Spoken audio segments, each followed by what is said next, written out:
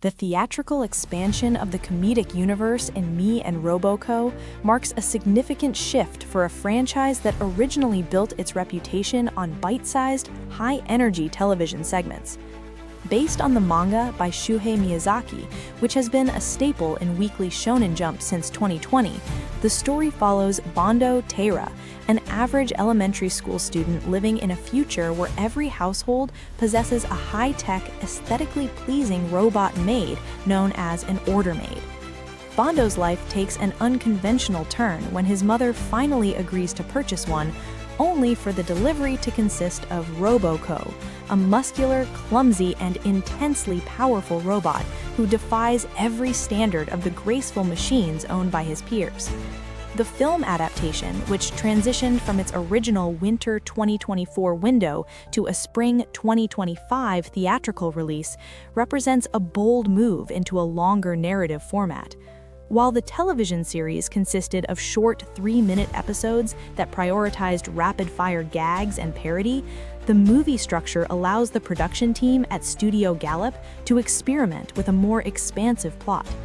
Under the direction of Akitaro Daichi, the film leans into a multiverse premise that serves as a massive homage to the history of the medium. This narrative choice provides a natural framework for the series' signature humor, which relies heavily on referencing and satirizing famous tropes from other popular properties. In this cinematic outing, the story centers on a rift in time and space that brings together various versions of the titular character from different world lines.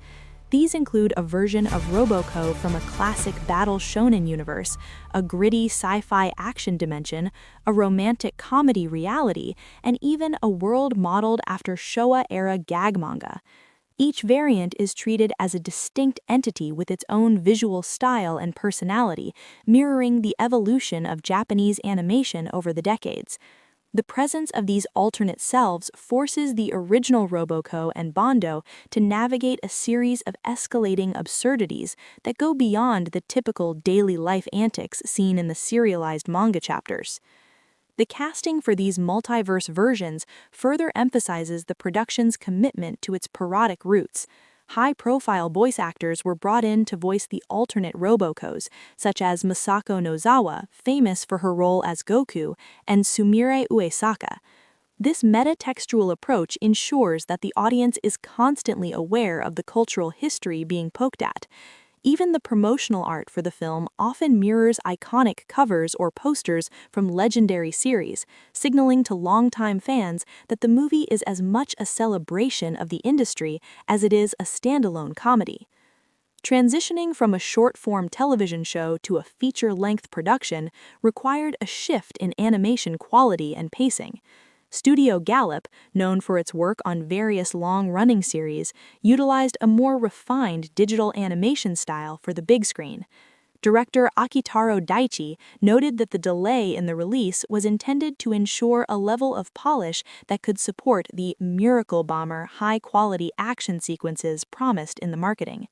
This extra time allowed the staff to blend the disparate art styles of the various multiverse Robocos into a cohesive visual experience that remains true to Shuhei Miyazaki's original character designs while elevating the background art and fluid movement expected of a theatrical release.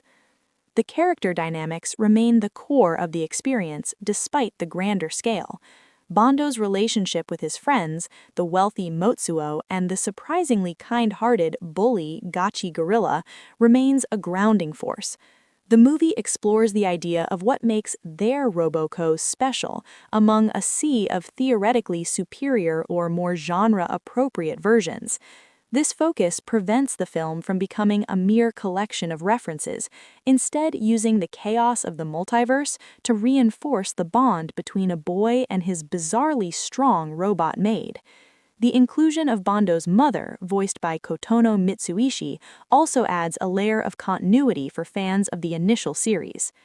International reception and distribution have followed a different path than typical blockbuster anime. While the film saw a focused release in Japan and South Korea, its status as a gag-heavy parody presents unique challenges for global audiences who may not be familiar with every specific manga being spoofed. However, the slapstick nature of the physical comedy and the sheer absurdity of Roboco's character design, notably her napo knees and immense physical strength, provide a universal appeal that transcends specific cultural references. The film serves as a testament to the longevity of the unusual companion genre, modernized through the lens of internet-era self-awareness and meta-humor. The project highlights the potential for gag manga to succeed in a cinematic environment when the creators are willing to embrace the inherent weirdness of the source material. By moving away from the constraints of 3-minute segments, the movie provides a more comprehensive look at the 2020 setting and the technology of order maids, even if that world building is primarily used as a setup for more jokes. It confirms that the appeal of the series lies in its heart as much as its humor, presenting a world where being unable to compute is exactly what makes a character indispensable.